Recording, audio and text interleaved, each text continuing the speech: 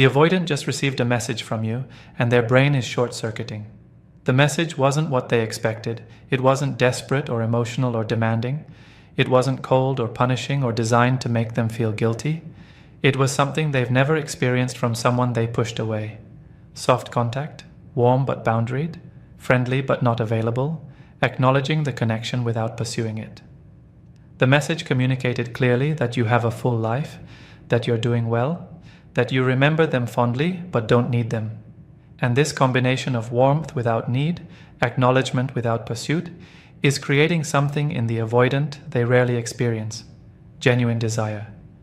Not the comfortable knowing that you're always available, not the security of having you chase them, but actual want, actual craving for more of your energy, more of your attention, more of you. The soft contact method is scrambling every pattern. The avoidant relies on because you're not playing the game they know how to play. You're not pursuing them so they can't run. You're not ignoring them so they can't feel relieved. You're existing in a middle space that's fascinating and frustrating and ultimately irresistible to the avoidant psychology. Soft contact is the opposite of everything anxiously attached people typically do when an avoidant pulls away. The anxious response is to pursue harder, to demand explanation, to try to close the distance the avoidant created. Or it's the opposite extreme: complete no contact that's rigid and clearly coming from a place of hurt. But soft contact is different. It's the secure response. It's you maintaining your dignity and your warmth while being completely unavailable for the dynamics the avoidant is used to creating. You're not chasing and you're not hiding. You're just living your life and occasionally letting them see that your life is full and happy and doesn't revolve around them. This glimpse of you thriving independently while still being warm if you happen to cross paths creates a unique psychological effect in the avoidant. It makes them want more of you specifically because you're not offering more. The power of soft contact is that it speaks directly to what actually attracts avoidants. Avoidants are attracted to independence, to people who don't need them, to those who have their own full lives. But they also need some warmth, some indication that connection is possible if they were brave enough to reach for it. Soft contact provides both: the independence that attracts them and the warmth that makes them feel safe enough to want more. It's the perfect balance that no contact and pursuing both miss. No contact provides independence but no warmth, so the avoidant feels relieved rather than drawn to you. Pursuing provides warmth but no independence, so the avoidant feels suffocated rather than attracted. Soft contact is the narrow path between these extremes, and walking it correctly can make the avoidant experience desire for you they've never felt when you were readily available. What soft contact actually is and isn't. Soft contact is strategic warmth combined with genuine unavailability. It's not manipulation. It's not games. It's not you pretending to be okay while secretly hoping they'll chase you. Soft contact is you genuinely being okay, genuinely having moved forward with your life, genuinely being unavailable for the relationship that was, while still being kind and warm in the limited interactions that might occur. It's you running into them and being friendly without being flirty. It's you responding to their message with warmth but not continuing the conversation. It's you acknowledging shared history without trying to recreate it. The genuineness is crucial. If you're performing soft contact while actually being available and hoping, the avoidant will sense it and the method won't work. Soft contact looks like brief, positive interactions that leave the avoidant wanting more. You see them at a mutual friends event and you're genuinely happy to see them. You have a warm but brief conversation, and then you move on to talk to other people. You don't avoid them like you're hurt, but you also don't linger like you're hoping for reconciliation. The interaction is pleasant and then it's over, and the being over is what creates desire. The avoidant is used to you being available for extended interaction whenever you see each other, but now you have other people to talk to, other places to be, a full life that doesn't center on them. The brevity combined with warmth creates intrigue. Soft contact can also look like responding to their message in ways that are warm, but don't create obligation for continued conversation. They reach out to check in, you respond genuinely that you're doing well, you ask how they are, you acknowledge their response kindly, and then you don't continue the exchange. You don't leave them on red coldly, but you also don't jump at the opportunity to keep talking. The conversation reaches natural conclusion without you pushing it forward, and the avoidant is left thinking about you because the interaction was good but insufficient. They got a taste of your energy, and it reminded them what they're missing, but they didn't get enough to satisfy the wanting. Soft contact is also posting about your life in ways that show you thriving without making it obvious you want them to see. You're not posting for their benefit. You're posting because you have a life worth documenting. But if they're watching, which avoidants often do, they see you're genuinely happy. You're traveling or pursuing hobbies or spending time with people who value you. You look better than you did when you were stressed by their inconsistency. The avoidant sees evidence that losing them hasn't destroyed you, and this evidence is both relieving and disturbing. Relieving because they don't have to feel guilty about your devastation. Disturbing because they realize they're not as important as they assumed. What soft contact is not, is pretending to be thriving while you're actually struggling. It's not performing happiness while secretly monitoring their every move, hoping they'll come back. It's not being warm to manipulate them into wanting you. The performance always fails because avoidants are perceptive about authenticity. They can sense when someone's warmth is strategy versus genuine state. Soft contact only works when it's real, when you've actually done the work to move forward, when you genuinely are okay whether they come back or not. The method isn't about making them want you.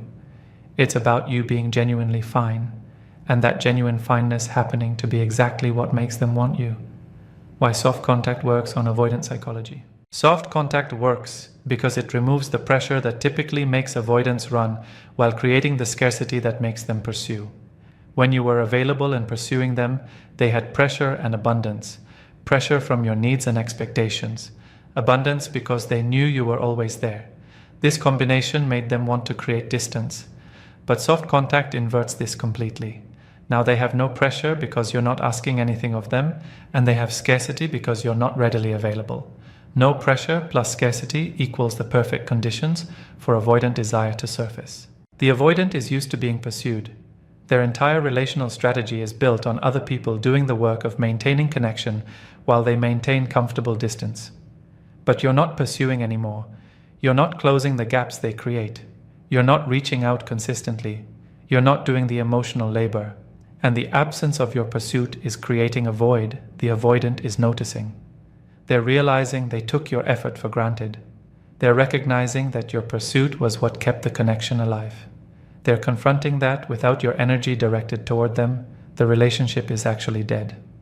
And this death is motivating them to do something they rarely do, reach toward you. Soft contact also works because it demonstrates the exact quality avoidants find most attractive: secure attachment. You're showing them you can be warm without being needy, present without being clingy, open without being desperate. The avoidant watches you being kind while having boundaries, engaging while being unavailable, acknowledging them while not needing them. And every interaction is teaching them you're different from the anxious patterns they're used to triggering.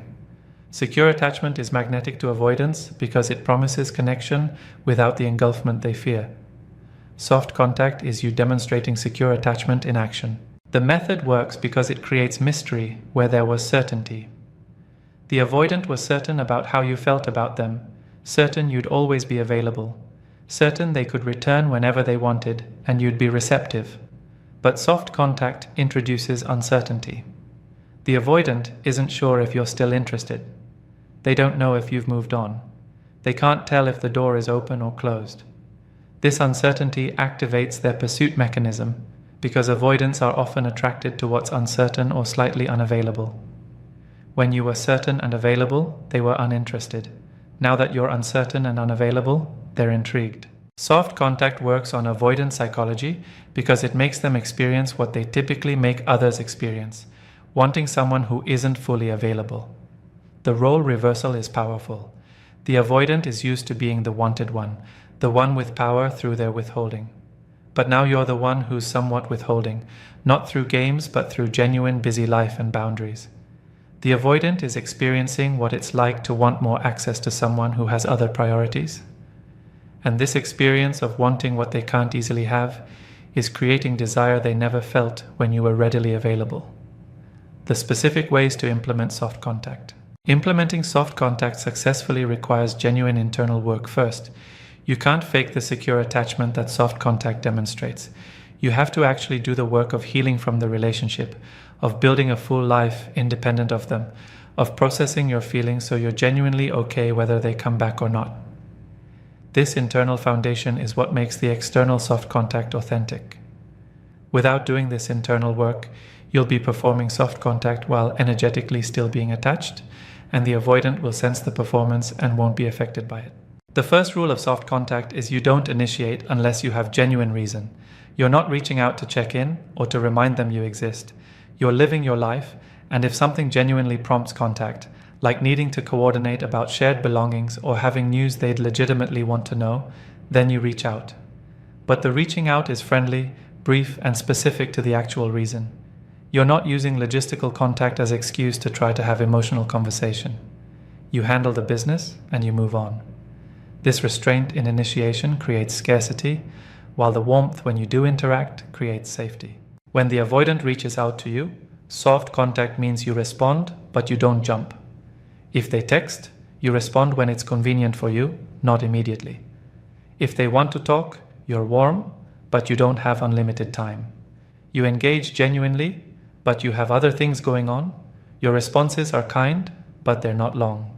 You answer their question or acknowledge their statement, but you don't continue the conversation beyond natural conclusion. You're showing them you're happy to hear from them, but your life doesn't stop for them. This balance keeps them engaged without giving them the satisfaction of having your full attention. If you run into the avoidant in person, soft contact means being genuinely happy to see them, having warm but brief interaction, and then moving on.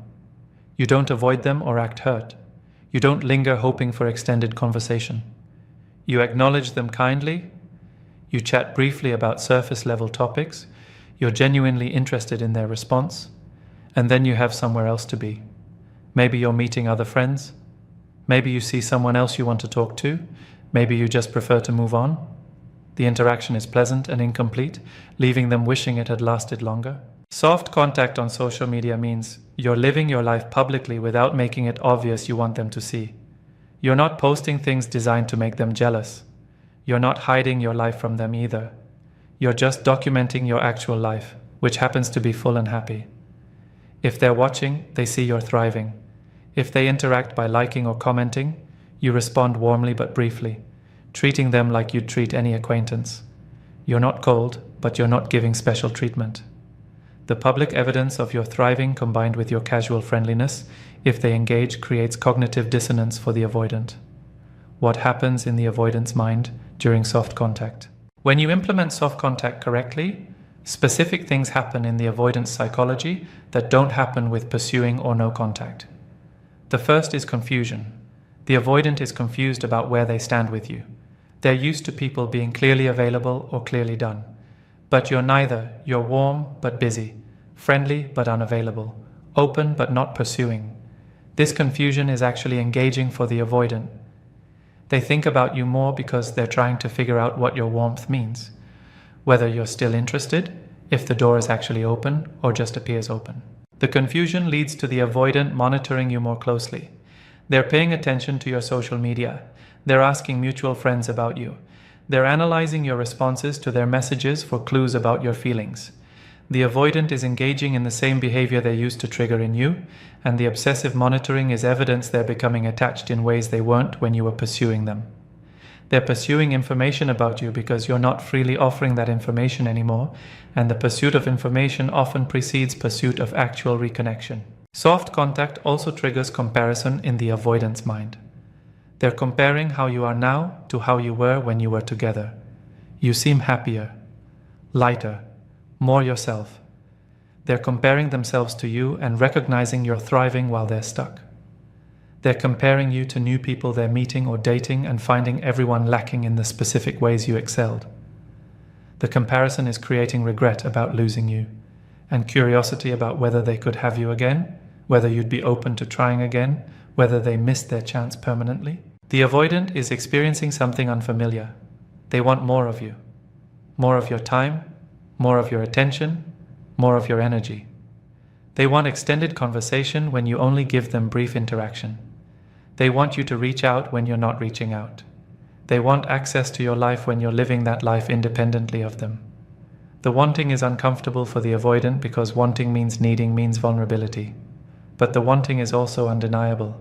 You've become interesting to them in ways you never were when you were available. And interesting to an avoidant is the gateway to desire. But here's the critical warning. Soft contact is not manipulation, and it doesn't guarantee outcome. Soft contact isn't a trick to get the avoidant back. It's not a manipulation to make them want you. If you're using soft contact strategically, while secretly still being emotionally attached and hoping for reunion, you're not doing soft contact correctly. You're doing performance, and performance doesn't work on avoidants who are highly sensitive to authenticity. Soft contact only works when it's genuine, when you've actually moved forward, when you're actually okay. And if you've actually moved forward and you're actually okay, you might not even want them back.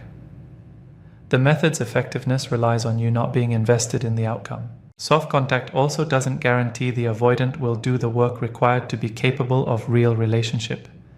It might make them want you more. It might make them reach out. It might make them pursue you in ways they never did when you were available. But wanting you more doesn't mean they've healed their attachment wounds. Being intrigued by you doesn't mean they've developed capacity for sustained intimacy. Pursuing you doesn't mean they're ready for commitment. The avoidant can experience all the effects of soft contact and still be the same emotionally unavailable person they've always been. Soft contact changes their desire, not their capacity. The different responses you might get and what they mean. When you implement soft contact, the avoidant will respond in one of several ways, and each response gives you information about their state and their capacity. The first possible response is increased pursuit. The avoidant starts reaching out more. They want to see you. They're suddenly more available than they've ever been. They're showing interest and effort that was completely absent when you were pursuing them. This response seems positive, but it requires scrutiny. Are they pursuing because they've done internal work or because you became scarce? Are they ready for actual relationship or just activated by the chase? The second response is breadcrumbing with increased frequency. The avoidant isn't pursuing seriously, but they're reaching out more than they did when you were in limbo. They're sending occasional messages, liking your posts, finding small excuses to contact you. This response means soft contact is working to increase their interest, but they're not ready or willing to do anything meaningful with that interest. They want to keep you as an option while not committing to actual pursuit. This response tells you they're affected by soft contact, but not affected enough to overcome their avoidance. The third response is the avoidant expressing direct interest in trying again. They tell you they've been thinking about things. They acknowledge they made mistakes. They want to talk about giving the relationship another chance. This response seems most promising, but it requires the most scrutiny. Have they been in therapy? Have they done actual work on their patterns? Is this desire coming from loss of access to you or from genuine readiness to be different? You need to see evidence of changed capacity, not just changed desire, before considering their expression of interest. The fourth response is confusion expressed directly to you. The avoidant doesn't understand your behavior. They're used to you being available and now you're not. They might ask what changed or why you're different.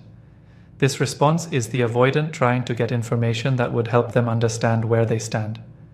Your response should maintain the soft contact framework, warm but boundaried. You can acknowledge things have changed without explaining in detail. You can be honest that you've moved forward with your life without making it about them or about hoping they'll change. The fifth response is no change in their behavior. The avoidant receives your soft contact and remains distant. They don't increase pursuit. They don't breadcrumb more. They don't express interest in reconnection. This response is the clearest information you can get. They're either not that affected by you, or they're so avoidant that even soft contact doesn't penetrate their defenses. Either way, this response tells you they're not capable of the relationship you need. Their lack of response to your thriving while being warm but unavailable is evidence you should continue moving forward without them. When soft contact brings them back, and what happens next? If soft contact works to bring the avoidant back, if they start pursuing you with what seems like genuine interest, you're at a critical decision point. The first thing to assess is whether they've done any actual work on themselves.